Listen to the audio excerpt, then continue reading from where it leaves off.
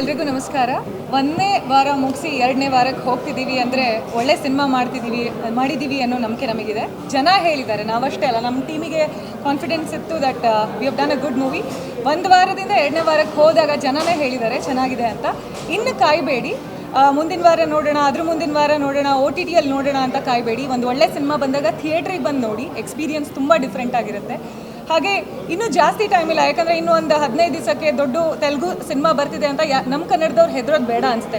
ಅದು ಬಂದರೂ ಬರದೇ ಇದ್ದರೂ ನಮ್ಮ ಕನ್ನಡದವರು ಕನ್ನಡ ಸಿನಿಮಾ ಬಂದಾಗ ಸಪೋರ್ಟ್ ಮಾಡಬೇಕು. ಅವಾಗ ನಾವು ಯಾವ ಭಾಷೆ ಸಿನಿಮಾ ಬಂದ್ರೂ ಧೈರ್ಯವಾಗಿ ಮುನ್ನುಗ್ಬೋದು.